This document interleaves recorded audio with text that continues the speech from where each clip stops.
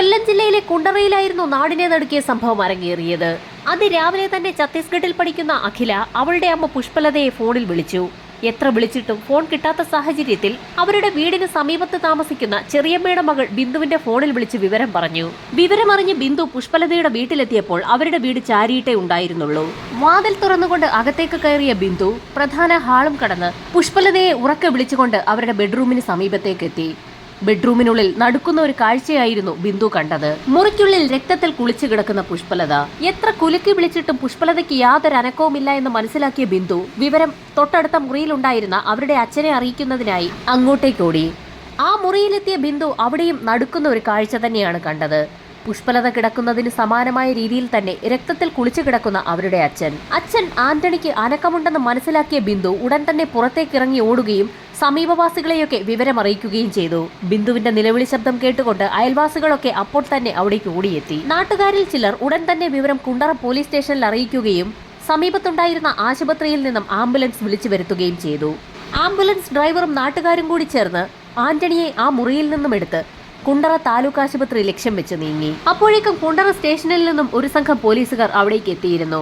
ബിന്ദുവിനോട് കാര്യങ്ങളെല്ലാം വിശദമായി ചോദിച്ചറിഞ്ഞ ശേഷം പുഷ്പലത കിടക്കുന്ന മുറിയിലേക്ക് പോലീസ് സംഘം പോയി. പുഷ്പലതയ്ക്ക് ജീവനില്ല എന്നുള്ള കാര്യം പോലീസിന് വ്യക്തമായി. സംഭവം നടക്കുന്നതിന് തലേ ദിവസം കുണ്ടറ പോലീസ് സ്റ്റേഷനിൽ ഒരു പരാതിയുമായി പുഷ്പലത എത്തിയിരുന്നു. പുഷ്പലതയുടെ മകൻ അഖിൽ പണം ആവശ്യപ്പെട്ടുകൊണ്ട് പുഷ്പലതയെയും അവരുടെ പിതാവിനെയും ക്രൂരമായി മർദ്ദിച്ചിരുന്നു. അത് സംബന്ധിച്ചുള്ള പരാതി നൽകുന്നതിന് വേണ്ടിയിട്ടായിരുന്നു പുഷ്പലത സംഭവം നടക്കുന്നതിന് ഏതാനും ദിവസങ്ങൾക്ക് മുൻപ് കുണ്ടറ പോലീസ് സ്റ്റേഷനിലെത്തിയത്. അതുകൊണ്ട് തന്നെ വിവരമറിഞ്ഞ സംഭവസ്ഥലത്തേക്ക് എത്തിയ പോലീസ് സംഘം ആദ്യം ആ വീട്ടിൽ തിരക്കിയത് അഖിലിനെ കുറിച്ചാണ്. എന്നാൽ സംഭവം നടന്ന പകൽ അഖിലിനെ പ്രദേശവാസികളോ ബന്ധുക്കളോ ആരും തന്നെ കണ്ടിട്ടില്ല എന്നായിരുന്നു അവരുടെയൊക്കെ മൊഴി. പോലീസ് സംഘം വിവരമറിയിച്ചതിനെ തുടർന്ന് ഫോറൻസിക് സംഘവും ഡോഗ് സ്ക്വാഡും ഉന്നത ഉദ്യോഗസ്ഥരുമൊക്കെ സംഭവസ്ഥലത്തേക്ക് എത്തി. ഭർത്താവുമായി പിരിഞ്ഞു താമസിക്കുന്ന പുഷ്പലത തന്നെയായിരുന്നു മക്കളുടെ എല്ലാ കാര്യങ്ങളും നോക്കിയിരുന്നതും പഠിപ്പിച്ചിരുന്നതും. ഗവൺമെന്റ് സർവീസിൽ പ്യൂണായി പിരിഞ്ഞ ശേഷം പുഷ്പലതയുടെ അച്ഛൻ ആന്റണിയായിരുന്നു പുഷ്പലതയുടെയും മക്കളുടെയും ചിലവുകളൊക്കെ തന്നെ നോക്കിയിരുന്നത്. ഇരട്ട കൊലപാതകത്തിന്റെ വിവരമറിഞ്ഞത് പടപ്പക്കരയാകെ ജനസമുദ്രമായി മാറി. കുണ്ടറ താലൂക്ക് ആശുപത്രിയിൽ ആന്റണിയുടെ നില അതീവ ഗുരുതരമായി തുടരുന്ന സാഹചര്യത്തിൽ ഉടൻ തന്നെ ആന്റണിയെ തിരുവനന്തപുരം മെഡിക്കൽ കോളേജിലേക്ക് ഷിഫ്റ്റ് ചെയ്തു. പോലീസ് ഫോറൻസിക് സംഘവും ചേർന്ന് ആ വീടും പരിസരവുമൊക്കെ വിശദമായ ഒരു പരിശോധന നടത്തി. ഉടൻ തന്നെ ഡോഗ് സ്ക്വാഡിനെ ഉപയോഗിച്ചുള്ള പരിശോധനയും ആരംഭിച്ചു. ആ മൃതദേഹവും വീടിനകവുമൊക്കെ മണത്തു നോക്കിയ പോലീസ് നായ വീടിന് പുറത്തേക്കിറങ്ങി മെയിൻ റോഡ് വരെ എത്തി. മെയിൻ റോഡിൽ അല്പനേരം നിന്ന ശേഷം പോലീസ് നായ പോയ വഴി തന്നെ തിരിച്ച് വീട്ടിലേക്ക് എത്തി. മെയിൻ റോഡിലെത്തിയ കൊലപാതകി അല്ലെങ്കിൽ കൊലപാതകികൾ വാഹനത്തിൽ കയറി രക്ഷപ്പെട്ടിരിക്കാമെന്ന് പോലീസ് നിഗമനത്തിലെത്തി. പ്രദേശത്തെ വീടുകളിലും കടകളിലും സ്ഥാപിച്ചിട്ടുള്ള CCTVകൾ കേന്ദ്രീകരിച്ചൊരു അന്വേഷണം നടത്താൻ തന്നെ പോലീസ് സംഘം തീരുമാനിച്ചു. CCTVകൾ കേന്ദ്രീകരിച്ച് നടത്തിയ അന്വേഷണത്തിൽ കൊട്ടിയം ഭാഗത്തുള്ള ഒരു മൊബൈൽ ഷോപ്പിലെ CCTV വിഷ്വലിൽ നിന്നും ഒരു നിർണായക ദൃശ്യമാണ് പോലീസിന് കിട്ടിയത്. ആ മൊബൈൽ ഫോൺ ഷോപ്പ് കേന്ദ്രീകരിച്ച് പോലീസ് സംഘം ഉടൻ തന്നെ അന്വേഷണം നടത്തി. സംഭവം നടക്കുന്ന ദിവസം അഖിൽ ഒരു മൊബൈൽ ഫോൺ ആ കടയിൽ വിറ്റിട്ടുണ്ടെന്ന് അവിടുത്തെ അന്വേഷണത്തിൽ നിന്നും വ്യക്തമായി. 1500 രൂപയ്ക്കാണ് മൊബൈൽ ഫോൺ വിറ്റിരിക്കുന്നത്. മൊബൈൽ ഫോൺ കസ്റ്റഡിയിലെടുത്ത പോലീസ് സംഘം ആ മൊബൈൽ ഫോണുമായി പടപ്പക്കരയിലുള്ള ബിന്ദുവിന്റെ അടുത്തേക്ക് എത്തി.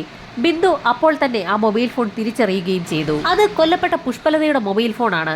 കൊല്ലപ്പെട്ട പുഷ്പലതയുടെ മൊബൈൽ ഫോൺ അഖിൽ കൊട്ടിയത്ത് ഒരു മൊബൈൽ ഷോപ്പിൽ വിറ്റിരിക്കുകയാണ്. പുഷ്പലതയുടെ മകൻ അഖിലിന്മേലുള്ള പോലീസിന്റെ സംശയം ബലപ്പെട്ടു വന്നു. ഇതിനിടയിൽ ഫോറൻസിക് സംഘത്തിന്റെ ഭാഗത്തു നിന്നും ഒരു നിർണായക വിവരം പോലീസിന് ലഭിച്ചു.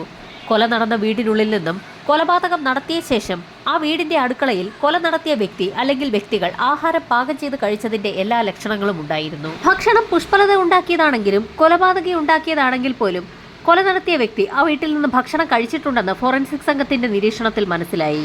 അയൽക്കാരെയും ബന്ധുക്കളെയും ഒക്കെ വിശദമായ ഒരു ചോദ്യം ചെയ്യലിന് തന്നെ പോലീസ് സംഘം വിധേയമാക്കി.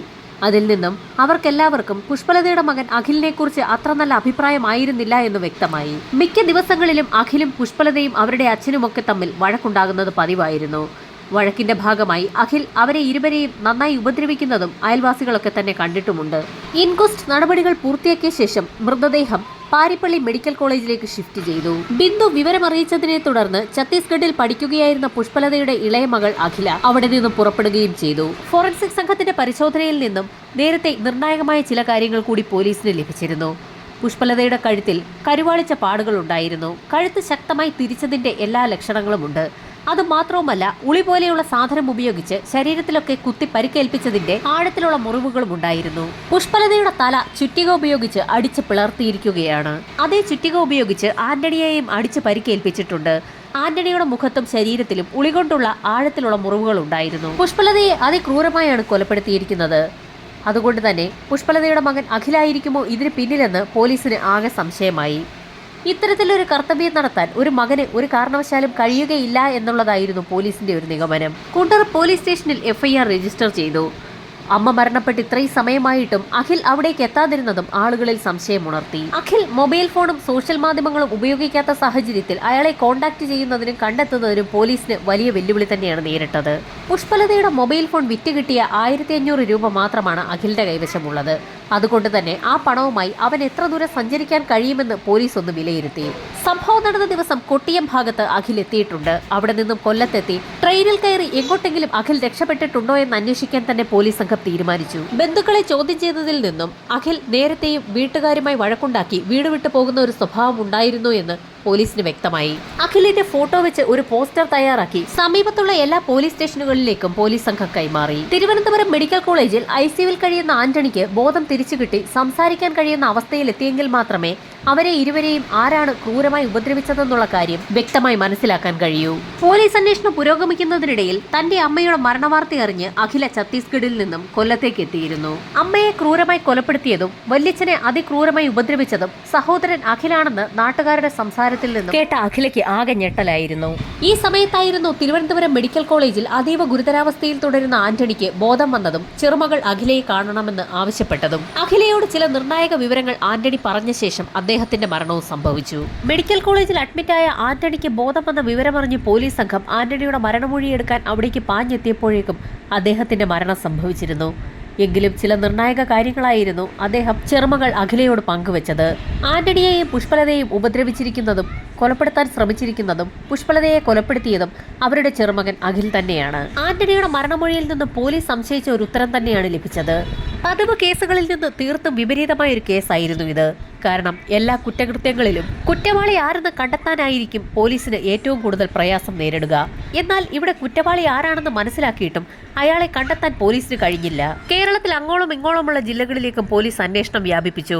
അതോടൊപ്പം തന്നെ വടക്കൻ സംസ്ഥാനങ്ങളിലേക്ക് അഖിൽ നേരത്തെ പോയിട്ടുള്ളതിനാൽ തന്നെ അന്വേഷണം വടക്കൻ സംസ്ഥാനങ്ങളിലേക്ക് കൂടി വ്യാപിപ്പിച്ചു. പഞ്ചാബ്, ഛത്തീസ്ഗഡ്, ഡൽഹി, മധ്യപ്രദേശ് എന്നീ സംസ്ഥാനങ്ങളിലേക്കാണ് പോലീസ് പ്രധാനമായും അന്വേഷണം വ്യാപിപ്പിച്ചത്. അവിടെയുള്ള എല്ലാ ടൂറിസ്റ്റ് കേന്ദ്രങ്ങളും കേന്ദ്രീകരിച്ച് പോലീസ് സംഘം അന്വേഷണം നടത്തി കിട്ടാവുന്നത്ര വിവരങ്ങളും ശേഖരിച്ചു. ആ ഭാഗങ്ങളിലേക്കുള്ള ടൂറിസ്റ്റ് ബസ്സുകളിൽ വരെ അഖിലിന്റെ പടം പതിച്ച പോസ്റ്റർ പോലീസ് സംഘം പതിപ്പിച്ചു. സംഭവം നടന്നതിന് ശേഷം തന്റെ കൈവശമുണ്ടായിരുന്ന മൊബൈൽ ഫോണും തന്റെ സോഷ്യൽ മീഡിയ അക്കൗണ്ടുകളും അഖില് ഉപയോഗിച്ചതേയില്ല. ഇതാണ് പോലീസിന് ഏറെ വെല്ലുവിളി ഉയർത്തിയത്. അധികകാലമൊന്നും ഒരാൾക്ക് തന്റെ സോഷ്യൽ മീഡിയ അക്കൗണ്ടുകളൊന്നും ഉപയോഗിക്കാതിരിക്കാൻ കഴിയാത്ത സാഹചര്യത്തിൽ അഖിൽ എവിടെ നിന്നെങ്കിലും അവയിലൊക്കെ ലോഗിൻ ചെയ്യാൻ സാധ്യതയുള്ളതിനാൽ തന്നെ പോലീസ് സംഘത്തിന്റെ കണ്ണ് 24 മണിക്കൂറും അഖിലിന്റെ സോഷ്യൽ മീഡിയ അക്കൗണ്ടുകളിൽ തന്നെ നിരീക്ഷണം തുടർന്നു. സോഷ്യൽ മീഡിയ പ്ലാറ്റ്ഫോമുകൾക്ക് പുറമെ അഖിലിന്റെ ബാങ്ക് അക്കൗണ്ടും പോലീസിന്റെ നിരീക്ഷണത്തിലായിരുന്നു. ഏതെങ്കിലും സമയത്ത് ഏതെങ്കിലും തരത്തിലുള്ള ട്രാൻസാക്ഷൻസ് അഖിൽ നടത്തുകയാണെങ്കിൽ അങ്ങനെ അയാളുടെ ലൊക്കേഷൻ കണ്ടെത്താൻ കഴിയുമെന്നൊരു വിശ്വാസം പോലീസിനുണ്ടായിരുന്നു. ഏതെങ്കിലും സുഹൃത്തുക്കളുമായി അഖിൽ കോൺടാക്ട് ചെയ്യുന്ന സമയത്ത് അവരെ കൈയോടെ പിടികൂടാമെന്ന് പോലീസ് കരുതിയെങ്കിലും അവന് പറയത്തക്ക കൂട്ടുകാരൊന്നും തന്നെ ഇല്ല എന്ന് പോലീസ് അന്വേഷണത്തിൽ വ്യക്തമായി. ഒരു തരത്തിലും ആരുമായും കോൺടാക്ട് ഇല്ലാത്ത അഖിലിനെ കണ്ടെത്തുക എന്നുള്ളത് പോലീസിനെ സംബന്ധിച്ചിടത്തോളം ഏറ്റവും വെല്ലുവിളി ഉയർത്തുന്ന ഒരു കാര്യമായി മാറി. അഖിലിനെ കണ്ടെത്തുന്നവർ കുണ്ടറ പോലീസ് സ്റ്റേഷനിൽ വിവരമറിയിക്കണമെന്നാവശ്യപ്പെട്ടുകൊണ്ട് അഖിലിന്റെ ഫോട്ടോ പതിപ്പിച്ചുകൊണ്ടുള്ള പോസ്റ്റർ പോലീസ് സംഘം പത്രത്തിലും സോഷ്യൽ മീഡിയ പ്ലാറ്റ്ഫോമുകളിലും ഷെയർ ചെയ്തു തുടങ്ങി. എത്ര അന്വേഷിച്ചിട്ടും അഖിലിനെ കുറിച്ച് ഒരു തുമ്പും ലഭിക്കാത്ത സാഹചര്യത്തിൽ ലോക്കൽ പോലീസിന്റെ അന്വേഷണം തൃപ്തികരമല്ല എന്നുള്ള ഒരു തോന്നൽ ഉന്നത ഉദ്യോഗസ്ഥർക്ക് വരെയുണ്ടായി. ഉന്നത ഉദ്യോഗസ്ഥരുടെ നേതൃത്വത്തിൽ അതുവരെ കേസുമായി ബന്ധപ്പെട്ട് കളക്ട് ചെയ്ത എല്ലാ വിവരങ്ങളും ഒന്നുകൂടി വിശദമായി പരിശോധിക്കാൻ തന്നെ പോലീസ് സംഘം തീരുമാനിച്ചു.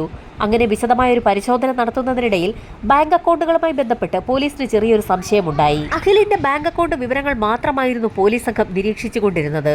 പുഷ്പലതയുടെ ബാങ്ക് അക്കൗണ്ട് കൂടി വിശദമായ ഒരു പരിശോധനയ്ക്ക് വിധേയമാക്കാൻ പോലീസ് സംഘം തീരുമാനിക്കുകയും അന്വേഷണത്തിന്റെ ഭാഗമായി കുണ്ടറയിലുള്ള യൂണിയൻ ബാങ്കിന്റെ ശാഖയിൽ എത്തുകയും ചെയ്തു. പുഷ്പലതയുടെ ബാങ്ക് അക്കൗണ്ട് പരിശോധിച്ച പോലീസ് സംഘത്തിന് ഞെട്ടിക്കുന്ന ചില ഇൻഫർമേഷൻസ് ആയിരുന്നു ലഭിച്ചത്.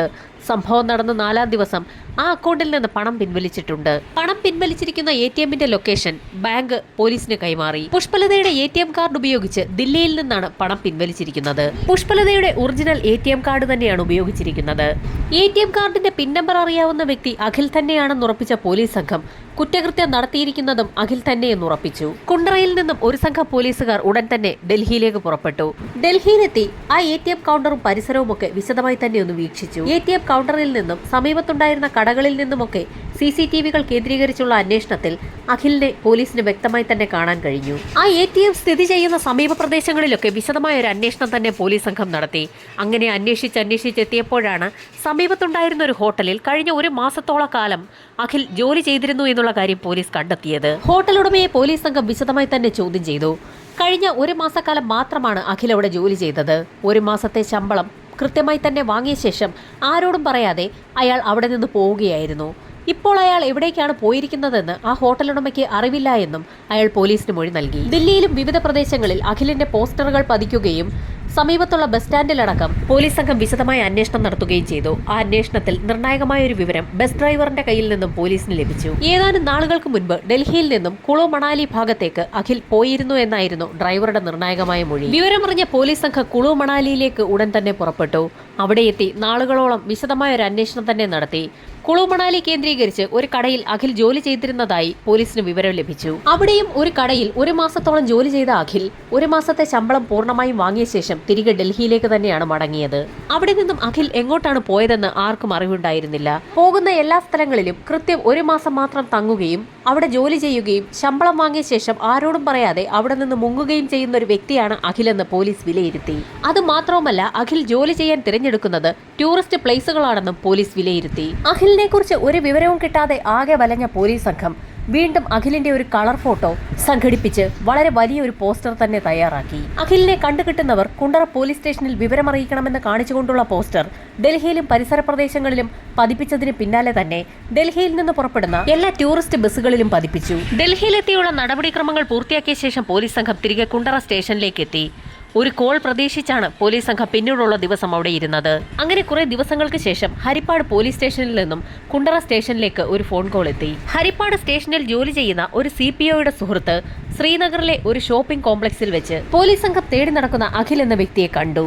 വിവരമറിഞ്ഞ ഉടൻ തന്നെ കുണ്ടറ സ്റ്റേഷനിൽ നിന്നും ഒരു സംഘം പോലീസുകാർ ശ്രീനഗറിലേക്ക് പുറപ്പെട്ടു. ശ്രീനഗറിലെത്തിയ പോലീസ് സംഘത്തെ ഹരിപ്പാട് CPO നിശാന്തിന്റെ സുഹൃത്തും ശ്രീനഗറിൽ സ്ഥിരതാമസക്കാരനുമായ വ്യക്തി അവിടുത്തെ ഒരു സൂപ്പർ മാർക്കറ്റിലേക്കാണ് കൊണ്ടുപോയത്. ആ സൂപ്പർ മാർക്കറ്റിൽ ഒരു ജോലിക്കാരനായി അഖിൽ വർക്ക് ചെയ്യുകയായിരുന്നു. പോലീസ് സംഘം സൂപ്പർ മാർക്കറ്റിലേക്ക് പ്രവേശിക്കുന്നത് അഖിൽ കണ്ടിരുന്നു. എങ്കിൽ പോലും അവന്റെ മുഖത്ത് യാതൊരു ഭാവവ്യത്യാസവും ഉണ്ടായിരുന്നില്ല. സൂപ്പർ മാർക്കറ്റിനുള്ളിലേക്ക് കടന്ന പോലീസ് സംഘം അഖിലിനെ വളഞ്ഞ് അറസ്റ്റ് ചെയ്യുന്ന സമയത്തും അയാൾക്ക് ഒരു ഭാവവ്യത്യാസവും ഉണ്ടായിരുന്നില്ല. അഖിലിനെ കസ്റ്റഡിയിലെടുത്ത പോലീസ് സംഘം നേരെ കുണ്ടറയിലേക്കാണ് പുറപ്പെട്ടത്. കുണ്ടറ സ്റ്റേഷനിലെത്തി അഖിലിനെ വിശദമായി തന്നെ ചോദ്യം ചെയ്തു.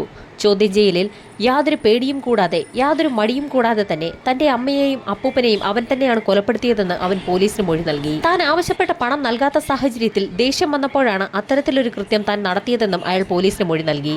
അഖിലിനെ തെളിവെടുപ്പിനായി കൊല്ലത്തെ വീട്ടിലേക്ക് കൊണ്ടുവന്നപ്പോൾ ആ കൊലപാതകങ്ങൾ എങ്ങനെയാണ് നടത്തിയതെന്നുള്ളത് പോലീസിന് മുൻപിൽ അഖിൽ ഡെമോൺസ്ട്രേറ്റ് ചെയ്തു. പണം ആവശ്യപ്പെട്ടതിന് അപ്പൂപ്പനായ ആന്റണി അഖിലിനെ വഴക്ക് പറഞ്ഞിരുന്നു. ആ ദേഷ്യത്തിലായിരുന്നു അവിടെയുണ്ടായിരുന്ന ഒരു ചുറ്റികയെടുത്ത് ആന്റണിയുടെ തലയ്ക്കടിച്ചത്. ആന്റണി അടിയേറ്റ് ബോധം കെട്ട് വീണ സമയത്തായിരുന്നു അവന്റെ അമ്മ അവിടേക്ക് കടന്നു വന്നത്. ഉടൻ തന്നെ അമ്മ പുഷ്പലതയെയും അടിച്ചു വീഴ്ത്തുകയും കഴുത്തുഞെരിച്ച് കൊലപ്പെടുത്തുകയും ചെയ്തു. ശേഷം അടുക്കളയിലേക്ക് കയറി ആഹാരം പാകം ചെയ്ത് കഴിച്ചു. ശേഷം കുറെ നേരം പ്രധാന ഹാളിലിരുന്ന് TV കണ്ടു. അതിനുശേഷം അമ്മയുടെ മൊബൈൽ ഫോണുമായി ആ വീട്ടിൽ നിന്നിറങ്ങിയ അഖിൽ വീടിന് പുറത്തുള്ള ജംഗ്ഷനിൽ നിന്നും ഒരു ഓട്ടോ പിടിച്ച് അവിടെ നിന്നും ബസ് സ്റ്റോപ്പിന് സമീപത്തെത്തുകയും ബസ്സിൽ കയറി കൊട്ടിയത്തെത്തുകയും ചെയ്തു. കൊട്ടിയത്തൊരു മൊബൈൽ ഷോപ്പിൽ ആ മൊബൈൽ ഫോൺ വിറ്റുകിട്ടിയ പണവുമായി അവിടെ നിന്ന് നേരെ ഡൽഹിയിലേക്കാണ് പോയത്. ഒരു മാസം ഡൽഹിയിൽ ജോലി ചെയ്ത ശേഷം അവിടെ നിന്ന് കുളു മണാലിയിലേക്ക് പോവുകയും അവിടെയും ഒരു മാസം ജോലി ചെയ്യുകയും ചെയ്തു. അവിടെ നിന്ന് തിരികെ ഡൽഹിയിലെത്തുകയും പിന്നീട് ശ്രീനഗറിലേക്ക് പോവുകയും അവിടെ ഒരു സൂപ്പർ മാർക്കറ്റിൽ ജോലി ചെയ്യുകയുമായിരുന്നു. ജോലി ചെയ്തിരുന്ന സ്ഥലങ്ങളിലൊക്കെ അക്കൗണ്ട് വഴിയായിരുന്നു ശമ്പളം കൈമാറിയിരുന്നത്. അതൊന്നും അഖിൽ സ്വന്തം അക്കൗണ്ടിലായിരുന്നില്ല സ്വീകരിച്ചിരുന്നത്. തന്റെ സുഹൃത്തുക്കളിൽ ആരുടെയെങ്കിലും അക്കൗണ്ടിലേക്കായിരിക്കും ശമ്പളം എത്തുക. പിന്നീട് അവരെ കൊണ്ട് അത് പിൻവലിച്ച ശേഷം അത് കയ്യിൽ വാങ്ങും. അതായിരുന്നു അഖിലിന്റെ രീതി. കുറെ പണം കൈവശമായി കഴിയുമ്പോൾ നേപ്പാളിലേക്ക് കടക്കാനായിരുന്നു അഖിലിന്റെ തീരുമാനം. അതിനിടയിലാണ് അഖിൽ പോലീസ് കസ്റ്റഡിയിലായത്. അഖിലുമായി തെളിവെടുപ്പ് പൂർത്തിയാക്കിയ പോലീസ് സംഘം അയാളുടെ അറസ്റ്റ് രേഖപ്പെടുത്തുകയും കോടതിയിൽ ഹാജരാക്കി തുടരന്വേഷണത്തിനായി കസ്റ്റഡിയിൽ വാങ്ങുകയും ചെയ്തു.